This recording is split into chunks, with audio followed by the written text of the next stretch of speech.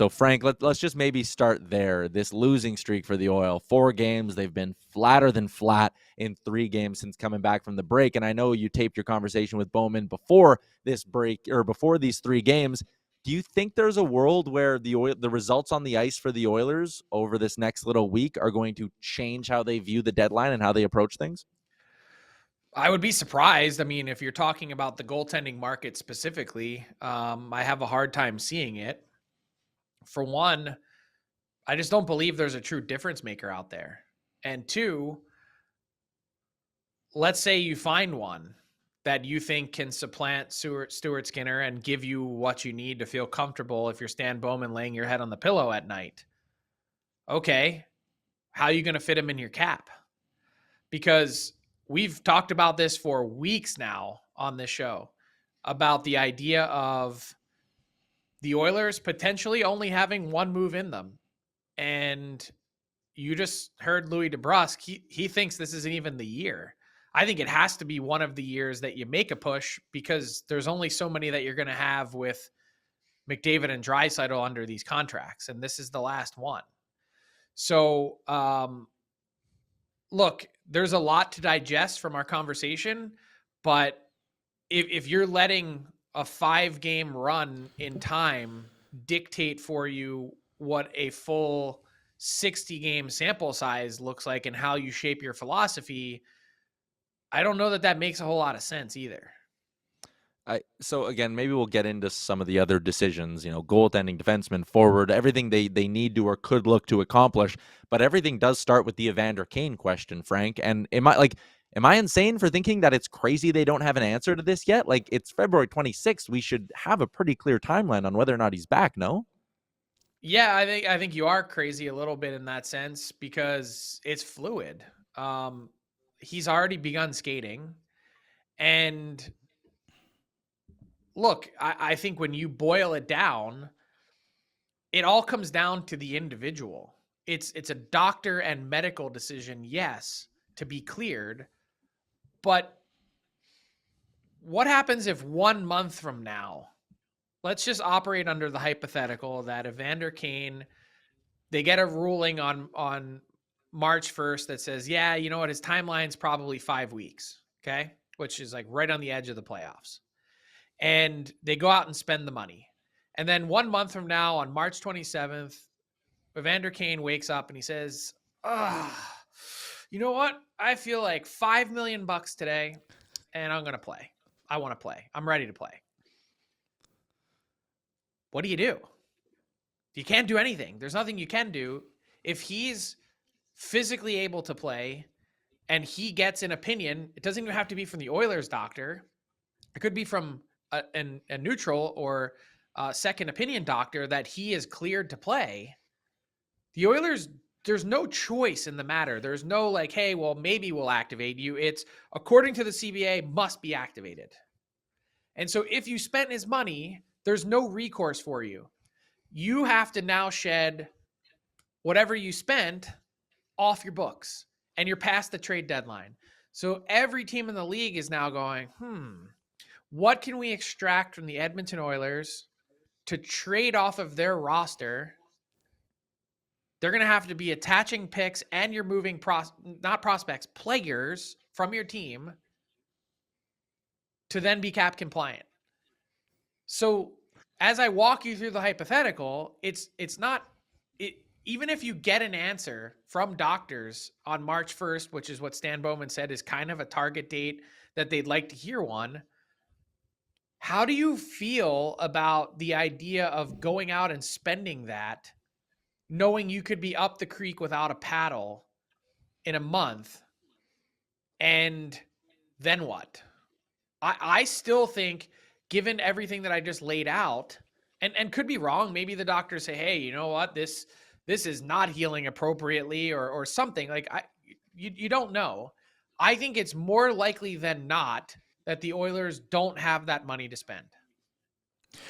But okay, but then how come, and people are pointing it out in the chat, like Kucherov and Stone were ready for game 1 of the playoffs because they presumably played ball. Like, you're telling me Mark Stone truly wasn't ready until right at that moment for puck drop in game one? Like, is the conversation not with a doctor about what's his recovery? Is it not more with Evander Kane going, are you going to play ball or no?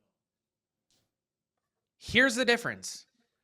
You're not having this conversation with Mark Stone, and you're not having this conversation with Nikita Kucherov. You're having it with an NHL wild card on the best of days in Evander Kane. Yeah. Do you know what, though? Like, they might even need How many him back. teams has he played ball with before you chime in, Liam? How many teams has he actually played ball with? None. That's why he's Evander Kane. And that's what makes this so maddening, because it's like the one time the Oilers are in a spot to do what Vegas does and do what Tampa does and do what other teams do, they're doing it. They have to do it with Evander Kane, who, you're right, could wake up and be like, I'm ready to go. And they'd be like, okay, 2 weeks in Bakersfield to get your conditioning up. And he has to agree to it. He could say, no, I'm not doing that. I'm playing. Like, not only that, but the league has to approve an LTIR stint in Bakersfield. Like, there's a million layers to this, and it's why I always say, be careful who you get into bed with. Yeah. I think they might need him. Like, they kind of need his juice and his physicality, and like, as much as like everyone hates the cliche of like, well, he's like a trade deadline ad. It's like, I think he'd be more than a welcome addition, to be honest. But my question with that, Frank, is like, so hypothetically he gets activated and they can't spend his money. Would there then be maybe a couple of Oilers that creep onto your trade targets board that could become options to shed a bit of money to, like, hypothetically say it's Arvidsson, $4 million, he has no trade protection. Then you can maybe go out and get a couple of players from that if you're able to move on from him. Kind of like what they did with Puljujarvi, I guess, a couple of years ago. Okay, so I know you're shading your question by, like, you have some names in mind. It's not going to be Arvidsson's a Jeff big Skinner. one. So Arvidsson, I would yeah. imagine Arvidsson's a possibility if you're looking for a way to create space. So Arvidsson, Klingberg. I doubt it's going to be Skinner because he's got the full no trade, and I doubt. First off, why would he waive this close to the playoffs? And second, I know not to like wade into yesterday's conversation again, but like, we understand that he did have a very recent chunk in time before Four Nations where he actually looked pretty productive. The point is the options are limited. Like, we're not dealing with an incredibly long list. Like, who else is there to move? Adam Henrique's the only other like forward who has some money with no trade protection. I think he's $3 million, right?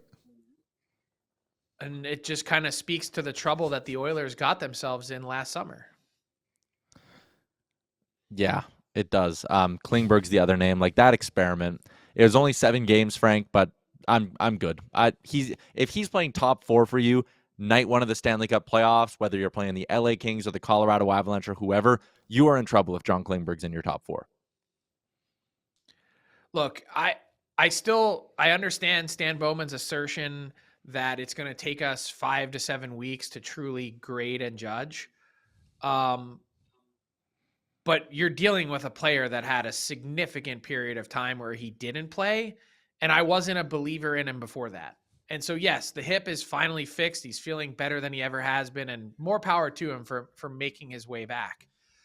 But I don't know that he was ever going to be the solution anyway. And beyond that, the contract and the way that it was structured actually kind of puts the Oilers in not a pickle, but like, it's not a great spot either, because there's still some hangover if you end up burying that deal in the minors.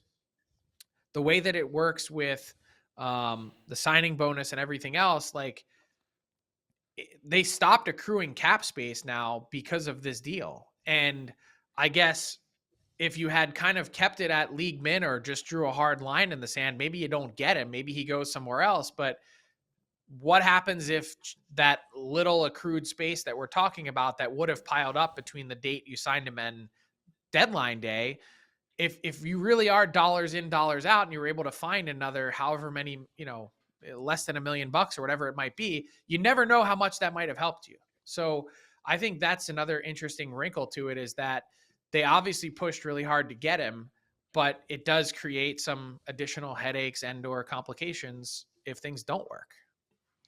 I always kind of say that, like, again, because Liam, myself, everyone who's watching the show in the YouTube and listening to the show, we're so into the day-to-day of this team that sometimes we get too caught up in it and we lose the bigger picture. And it is, I'll be honest, like, it's a full-on panic right now. Our chat is a mess. I'm angry watching this team play. But I'm glad that you said that, because I wanted to actually touch on that, and I was going to go there organically, whether you asked me or not, which is, honestly, this is a good team, a team that's hit a rut, that I do think are fair questions to ask about, yes, some of the roster construction and some of the decisions made, and yes, their penchant at times to take their foot off the gas. But this team, from their kind of late October malaise on, was one of the very best teams in the league. And it's not easy over an 82 game stretch to do that night in and night out. Are there issues? Yes. Are they perfect? No. But does this team have an authentic chance to win the Stanley Cup this year? The answer to that is yes. Yeah, I agree with you. And like someone commented earlier, they're not going to make the playoffs. They're obviously going to make the playoffs. It's a matter of if they win the division or not. Have you seen the Vancouver Canucks? Now that's a mess. But you know what's interesting though? Like, and I don't know that it's been talked about enough. And I guess because of Four Nations, we kind of gloss over it. But heading into last night's game, well, actually, no, I think including last night's game, Connor McDavid has 19 points in his last 18 games. 1.06 points per game. His career average is 1.51. Like, we could talk about all these other things, and we could talk about Skinner, and we could talk about the defense, and do they need more team speed, and blah, blah, blah, blah, blah, blah, blah. But your star players still need to be your absolute star players. And again, I want to be clear before anyone tries to radio me. I am not saying any of this is on Connor McDavid's shoulders at all. He's been, whenever things go sideways, that's the first thing people point to is 97 and 29. That's not what I'm saying. But we had a very fair and frank conversation before Four Nations, and I said, based on the level of play and the standard that these guys have set, who has had a more disappointing season, Matthews or McDavid? And you said fair question, and something that we could debate. He's got to find a way to turn it on. And since the suspension too, I think Zach wrote about it on Oilers Nation yesterday. He has been on the ice for 12 goals against and only 4, which is like something around there. Anyways, like the standard has to be way higher. Like Draisaitl is playing unreal right now. He has goals in 6 straight games. I think he has 7. And you also look on the blue line, like Bouchard and Ekholm haven't been this like elite pairing either. And obviously we can all look at the goaltending, but to me that doesn't even matter when like the players in front of him are playing so poorly. Like, it really does just feel like a matter of time before they flip it. And like tomorrow night against Florida, you're going into a barn, like Louis the Brush just said to us, like, where you lost. All your dreams were just disappeared in a moment last season. And Matthew Tkachuk also probably won't play the game. Like, it's a really good opportunity for them to come out and showcase, like, hey, like, those 3 games, 4 games, if you want to read Colorado, aren't who we are, that this is the Edmonton Oilers. Make a statement. And that, I said the McDavid thing not to place blame, but also really as a point of optimism, that because his career average is X, and because there's plenty of runway left in the season, and because we saw flashes at Four Nations, I mean, like, Tyler and I looked at each other at one point in the Bell Center press box. He's like, man, I haven't seen that kind of burst out of him in months. It's there. How they unlock it again, whatever has been keeping that back, maybe he's just saving it for playoffs. I don't know. I can't get inside his head, but I'd say that's a reason for optimism, not pessimism. Mm-hmm. Yeah, and I mean, hey, if there are guys who are sitting there going, we're feeling it, it's the dog days of the season, in McDavid's case, maybe it's like, I'm saving it for the playoffs. I would say the 60-game mark, which is at the end of this road trip, probably a pretty decent time to turn on the Jets. Frank, appreciate you sticking around a little bit longer. Everyone can go listen to his interview with Stan Bowman right after this show. Thanks for popping on. See you guys. See you, Frank. There you go.